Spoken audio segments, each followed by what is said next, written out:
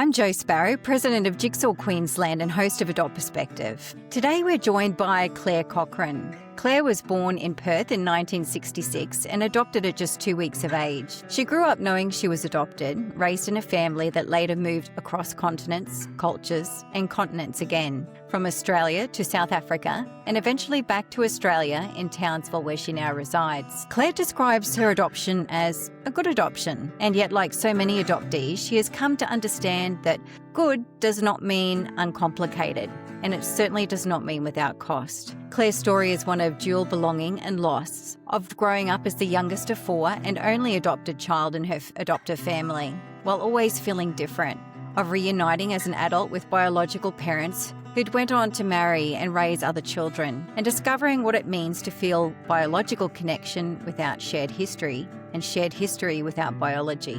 In this conversation, Clare reflects on reunion as a lifelong process rather than a moment, and on guilt and divided loyalties, on emotional walls built for survival, and on the deep work of learning later in life to feel safe enough to be vulnerable. Clare, thank you so much for joining us and for speaking so openly about the complexities that live with the idea of a happy ending. Welcome to Adopt Perspective. Thank you for having me, Jo. Thank you for letting me share my story. Clare, you were adopted at just 2 weeks old and you were told that you're adopted around the age of 4 or 5. What did being adopted mean to you as a child before you understood that emotional weight? I think initially, probably until I was maybe 8 or 9 or so, I don't think I really understood the word as such. To me, it was you were different, you didn't belong, and I think there was a separateness around it. Yeah. It can be hard when you're that young to really put words around the experience. It's more just kind of a feeling of uneasiness is the way I remember it. Do you remember like just sort of knowing it and it just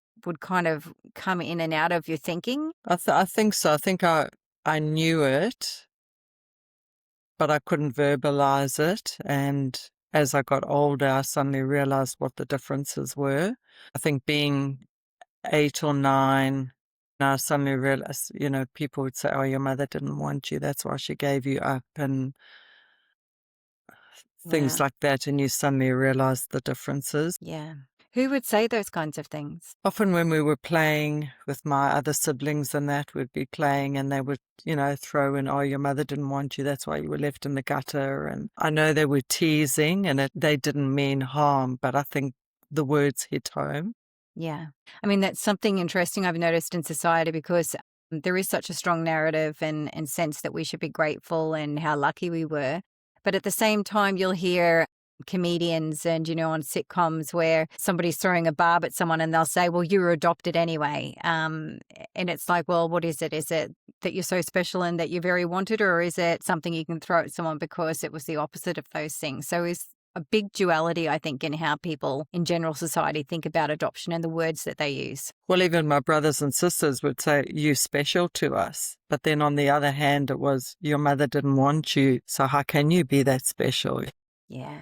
If that one person didn't want you, it's how could anybody else want you, or how could you be special to anybody else? Yeah, that's rough. So your adoptive mother was a nurse at the time that you were born and already had biological children. What led to her pursuing adoption as an option to expand her family? She always wanted 4 children. They wanted 2 boys and 2 girls. And when she gave birth to my second brother, she almost died on the table. So when she was on the table, she had recollections of saying, I want another child, I want another child. And the nurse that was on duty at the time knew of a family, which was my biological mother, that were giving up a child. And she actually organized the whole thing. So it was sort of like a closed adoption. Kind of like a private adoption, yeah. So they didn't have to go through the whole rigmarole like everybody else went through, and that this nurse apparently organized everything. Yeah. I've heard this concept before where adopted people talk about almost being the ghost child that fulfilled a child that wasn't there because of infertility or because of the death of a child. How do you think that context shaped the beginning of your relationship with her? It's funny because on both sides, like on that side, I fulfilled her wish to complete a family. And then on my biological side, when my parents found me, I was filling a void for them, completing that circle. But so I was completing both these families' wishes, but I didn't really belong to either of them Mm-hmm. as such. Yeah, I really get that. It's almost like we're a part of someone else's story instead of our own story ourselves. Yeah, yeah. Yeah. I think it's that whole thing when you adopted, you're trying to please everybody and you're looking after everybody else's emotions except our own. And I think it's, we're there to fulfill their need. And on the other hand, there to fulfill the biological family's need. So you've said that you had a good adoption experience, and yet you also say that you felt like you stuck out. Can you help us understand how both of those things can be true at the same time? Well, I look totally different to my adoptive family. I've got the dark Italian skin where they all fair and brothers having blonde hair and that. So there were the physical differences. I think I held myself back also knowing that as adopted, I mean, they loved me. I wouldn't say they doted on me, but I mean, there was love in the family and that.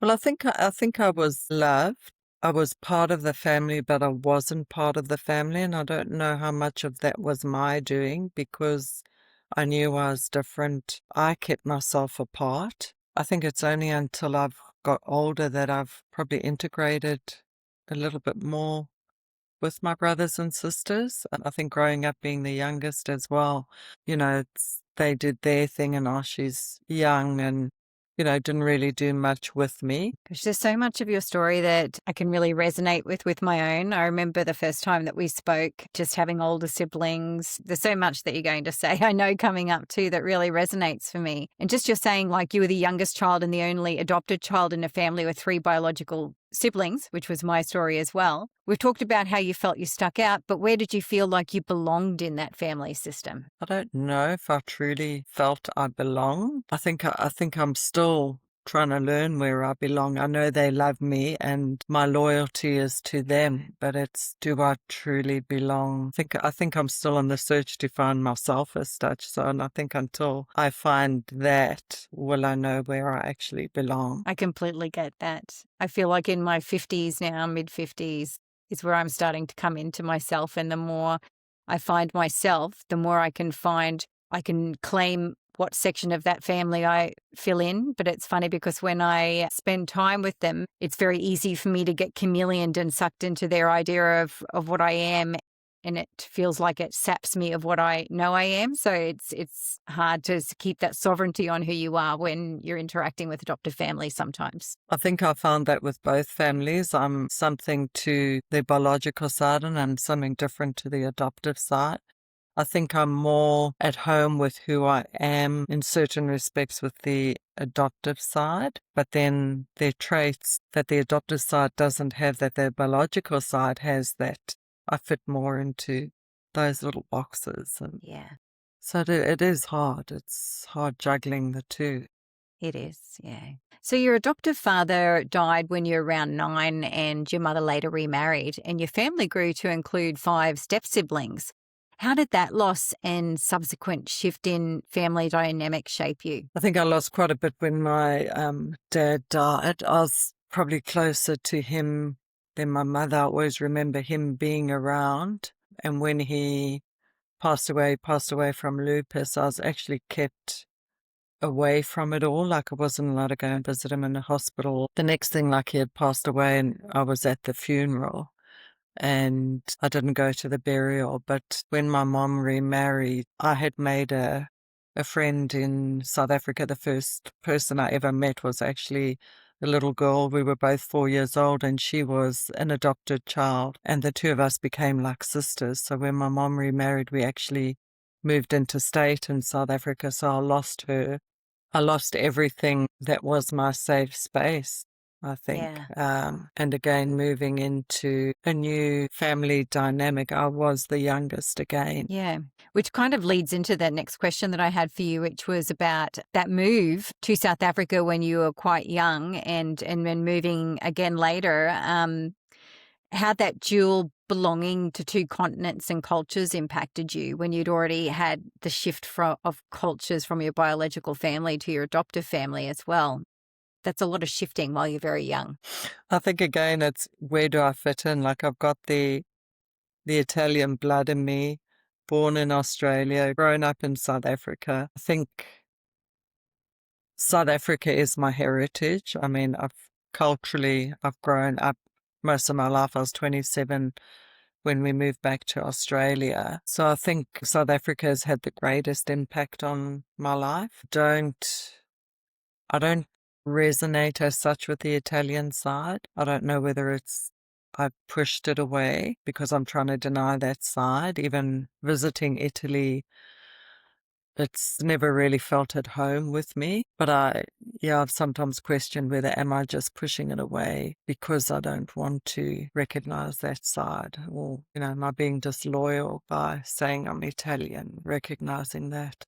So you've shared with me that becoming a mother yourself stirred a desire in you to search, but your husband expressed concern to you at the time. What did he say? He said to me, are you prepared to be hurt again? And I think he was just looking after my well-being. It was when I fell pregnant with my daughter. For medical reasons, I wanted to find out if there were certain illnesses and things like that in the family. And he just said, look, what happens if you're opening yourself up for a world of hurt? What happens if you get abandoned again? Whoever you find hasn't told the other person about you. So then I dropped it. I thought I'd leave it, and I often wonder if I would have searched again if my mother hadn't found me.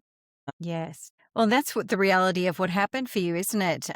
You had that fear, and it ended up changing things so that you weren't the searcher, but instead were the person that was found. And how do you reflect on that now? I go through stages with it. I've been thinking, would life have been easier if she didn't find me? If I found her, would it have been on my terms? Or there's times, I mean, I've known them for about 30 years, but there's times when I've pushed them away. I wanted them in my life, then haven't wanted them. And often I think juggling the two worlds, juggling the two families, would it have been easier just to have the one family and not have known them? But it's, I think for my daughter and my grandson, she's very close to my biological side. And I think for her and for him, I've opened up that relationship again so that they can get to know them. Yeah. So when your adoptive mother contacted you to say that your biological mother had wanted to connect, it came as a shock. What emotions surfaced first? I think I went white. I think we had a friend staying with us at the time, and he was there when I got the phone call, and it's like, I think I couldn't believe it. I didn't think it would actually ever happen, and I was in shock for a couple of days. I actually had to get my husband to phone them and just say, look, she acknowledges that her mom has passed on the message. She's in a bit of a shock at the moment. She'll contact you when she was ready. And it was probably only a week, and the excitement got the better of me, and I made contact and chatted on the phone. And I think it felt a bit surreal at first. And then, it must have been a couple of months later, we flew to Perth and had our first contact. So your adoptive mother's response was supportive when that contact came through. How important was that permission in allowing you to take the next step? The word she said to me was like, if you haven't loved me all these 32 years, you're never going to. And I think in that way, it gave me the blessing to go and meet them. I think if she didn't want me to, I don't think I would have. I think my loyalty lies with her, and I'd never want to hurt her. But I don't think she would ever hold me back. Or she's never been openly talkative about the adoption, but she has actually met my biological family when they travelled to Perth. They went and had dinner and that with them, and they send each other Christmas cards and that. So there is a sort of a relationship, but I don't think she would have ever stopped me. Yeah. So your adoptive mother contacts you, says, I've had outreach from your biological mother who would like to meet with you. Walk us through the steps. What happened next? So she said, look, this is the last phone call she had made, and she actually got hold of an uncle, and the uncle gave my mother's details. And so my mom phoned, and then my husband contacted them and said, look, she acknowledges you guys, but she's just in a little bit of a shock, so she'll make contact when she's ready. A week later, I phoned them and we spoke on the phone, and then I think that was in the May. In the July, we actually flew over to Perth and met them for the first time. And I think you see yourself in them, but it's hard to believe that you actually come from that family. Very surreal, isn't it? That you've grown up with this other family from very young, and then to actually see you have the same mannerisms. And I mean, I love chicken bones. My mother loves chicken bones. Like, little things like that, it's, genetics. It's, Yeah. Yeah, so we spent about a week or so with them in Perth and got to know the extended family and that. And apparently my sisters didn't know about me until probably a year or two before my mom found me. So for them it was, a little bit of a shock as well, but they welcomed me with open arms and that. And we've had an on and off relationship since. I think it's hard. You don't have the history. And, as people sort of say, just think of them as friends, but it's hard thinking of them as friends when There's there's blood something else. involved. Yeah, Yeah. there's blood involved. And I wouldn't say we live in each other's pockets. When we get together, we have a fantastic relationship in that. But yeah, I'd say even in the 32 years we've known each other, we don't know each other as such.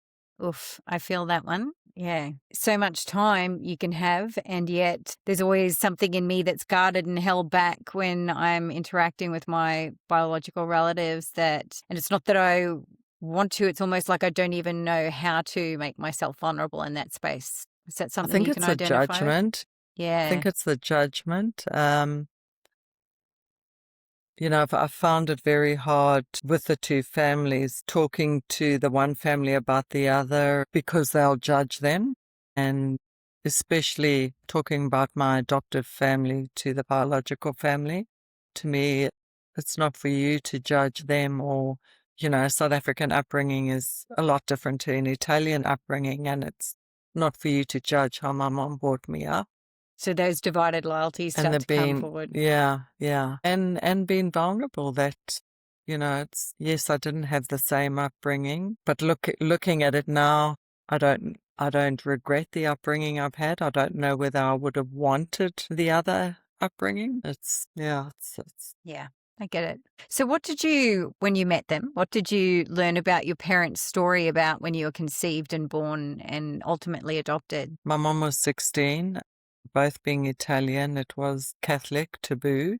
My mom was put into a Catholic home, and her brothers and sisters didn't even know what had happened to her. They just said she's gone away for work. My father was sent back to Italy, and apparently it was my mom's mother and his father that orchestrated it all. My dad actually said to me, he said, if my mother had been alive, it would never have happened. So he was sent back to Italy. She was put in the home, and then he came back. It must have been just after I was born, or just before I was born, I think. And they ended up getting back together again. And yeah, went on to have another two daughters and get married. Yeah. Now, I say this without any judgment. I'm just thinking back to 19-year-old me who went searching for my biological parents. There are only two things I didn't want to find when I went looking. One was, I didn't want to find a bad conception story, something violent or whatever. And the second thing I didn't want to find was that my parents had married and gone on to have other children. And I can only think that would have inflamed something in me about why wasn't I kept? That's all I can think of. It was something odd that came up in me at the time, and they were my two fears when I went searching. But how did learning that your parents went on to have other children and remain together impact you? I think it was more of a shock to learn that they had actually been married, and that I wasn't searching for a father elsewhere and a mother separately. they did conceive another child, my sister, and then got married. I did sort of feel, well, how come you got married then and you couldn't get married when you had me? To me, it's everybody has choices. I think I have been a little bit bitter and angry with it because they chose to give me up. It doesn't matter what the circumstances were. And then I've come back into their life now, and I feel they expect things, whereas you don't have the right to expect anything because you made that choice of giving me up. I don't know whether I don't have any anger towards my sisters or anything like that. I think they collateral damage. They had no part in it. But I know back then, you're 16, it was hard when you fallen pregnant and that, but it was still a choice they made. And it's interesting because there's what we experience is what we feel. Then there's the logics of knowing, the forces that were against unmarried women at that time were diabolical, like the coercion, the force, the threats, the pressure from family, society, institutions was overwhelming. And what they tell us is that there really was no choice at the time because they were so young and without support, it was impossible. But it still doesn't change the impact on how we feel about it at times. Whether our logical brain tells us one thing, it still doesn't change the inner child that feels a certain way, I think. I think probably until Christmas, I was actually chatting to another woman that gave up her child at 16. And she sort of explained it to me saying, back in those days, she was 16. She wasn't allowed to go out and get the post. Like, she wasn't allowed to be seen. It was such taboo. And when she gave birth to her child, there were 2 different wards, one for wed mothers, one for unwed mothers. And, the wed mothers would walk past and actually look at the unwed mothers with such scorn and that. And I think understanding then, it made me understand and have a little bit more compassion for them.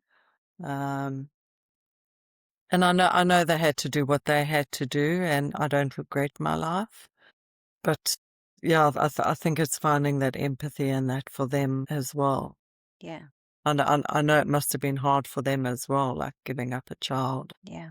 You've spoken about your reunion being up and down and the melding of 2 worlds. You've used the words push and pull when you were talking with me, which I completely understand. What does that actually look like for you? There's times when I've wanted them in my life, times when I haven't wanted them in my life. I think it's trying to join 2 worlds together where I feel guilty, the guilt towards my adoptive family, if I'm talking to my biological family, and the other way around as well. And I know, my sister and brothers and that have said they don't want anything but happiness for me. It's not my fault I was adopted, but I think it's still, you live with that guilt inside. Yeah, and it's just not that belonging. You don't know where you belong.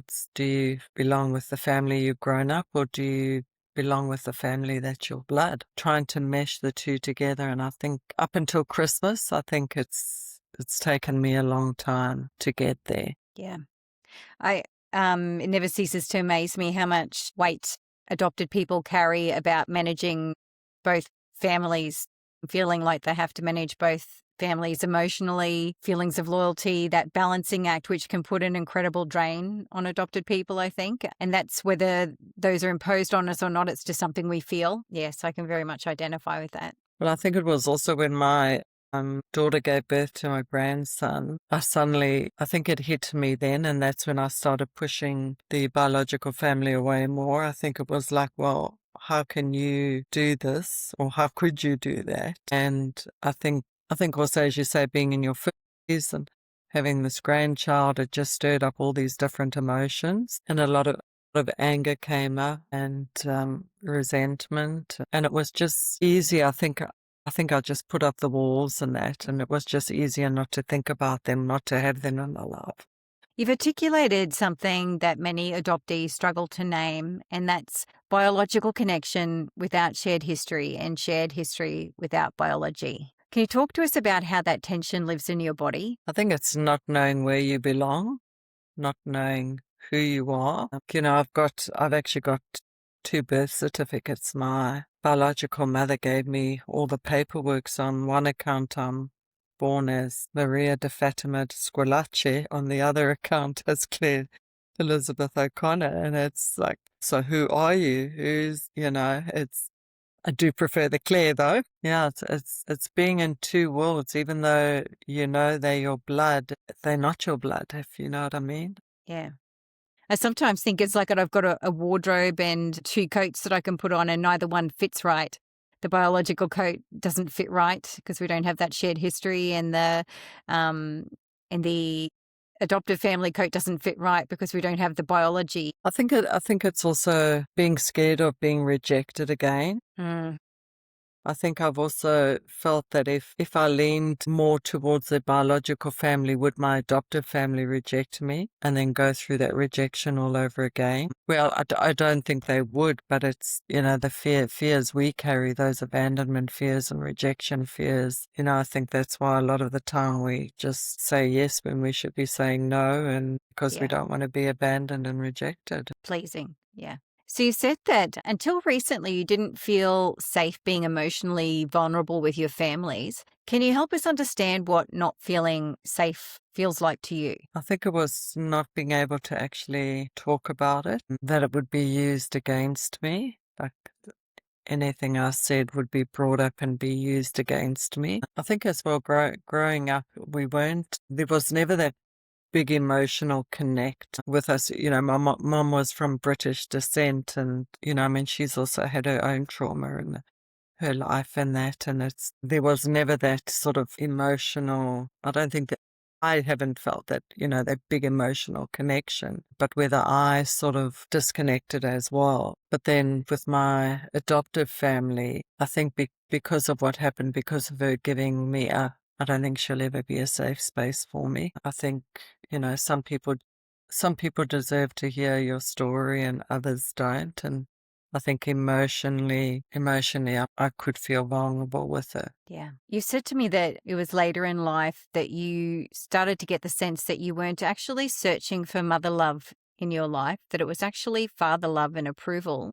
I wonder what led to that insight. I was actually in November down on the Sunshine Coast doing jigsaw workshop for 2 days, and Marguerite and Monique were doing constellation therapy, and I was actually standing in for one of the other girls' I was acting as her biological father. I could resonate with what he was going through and her biological mother stepping into that role. And then I actually went back to the hotel that night, woke up in the morning, and I was like, I'm tired of this. I'm tired of living in two different worlds. I can't do this anymore. I don't want to do this. And then I went to gym, and I was at gym, and it's just suddenly came to me that it's the father. It's the father's love that I've been searching for. And I think looking back with all my relationships, my male relationships, not being able to, again, people pleasing, not being able to say no, saying yes all the time, getting myself into situations which I shouldn't have. I don't know whether it was from my father dying at 9 but I suddenly realized it was that fatherly love that I've been searching for, not my mother. Like, I just wanted to be held by my father. And it was funny because I've never actually been able to really look my husband in the eye. And I think it's to do with the vulnerability and that. And Marguerite, I've mentioned it to Marguerite at the constellation session, and she said, okay, we're going to process you. And at the end of the last day, she processed me, and she got somebody to step in for my father. And it was honestly probably the most profound experience I've ever had. She made me just look at him, feel his heartbeat, and I think it was finally what I was looking for, which I'd never realized until then. And then she actually brought my husband into it as well. And the woman that stood in for my husband just opened her arms and just said, "I've been waiting for you all this time," and Yeah. that. So it was a really profound experience, and I want to thank Jigsaw for it. And I think then in December we actually went over to Perth to spend Christmas with the the biological family. And I was excited to go, but then I didn't want to go, and I was doing it more that for my daughter and for them to meet my grandson and that. But then on Christmas Day, I actually had a really great conversation with my father, and he explained everything. And it's funny, I actually feel a deeper connection with him than I do with my biological mother. I just maybe because we both so alike, very quiet and that. But it was good, I think, just to connect and feel that love. And I think understanding that they've actually loved me no matter what, even though I've pushed them away and wanted them sometimes, not wanted them, they've actually just kept on loving me. Yeah. You said something that was interesting to me about that conversation at the end, because he expressed that he hopes that you can both put it all behind you and move on. But that's difficult for you. What is it like when one person wants closure and movement forward and the other is still integrating? I think for them, I complete the family, Mm-hmm. whereas I think for me, it's hard. I sort of think adoption shouldn't define who you are, but I am adopted, and it's always going to be a part of me, and I'm always going to be peeling the layers. I hope sooner or later it might end. I think we're always processing something, and it's something we live with, where I think for them, it's easy just to, okay, I found her. She's part of the family now. Let's just move on. Where, I don't know, sometimes I do begrudge that because they haven't done the work. They haven't, put the yards in that we've put in and gone through the therapy and that, where I think they, I don't know, they're just expecting me. Okay, I'm here now. They happy, chapter closed, where we live with it. Yeah. Some of the long-term impacts of adoption that you mentioned to me that you've experienced, like low self-esteem, shame, or lack of self-compassion, how have these impacted your life? I've had eating disorders. I've ended up with anorexia twice. I think it's because food is the only thing I could control. I think I've held myself back from doing a lot of things because I haven't had the confidence or the self-esteem to do it. The people pleasing, even I think with my grandson as well, like we've got quite an intense relationship. I have this thing about if I go away from him for too long, will he forget me, or am I abandoning him? Am I passing it on to him? That fear of abandonment, and say our little big things like that. And Claire, if you could speak to your younger self, the little girl growing up in a family of mirrors that didn't reflect her and who's now figuring out how to belong in both worlds, what would you want her to know? I think that she was always loved, that the older me is there to take care of her, and that this doesn't define who she is or who she was. And even I think, even though she was that broken little girl, she still had something special to give.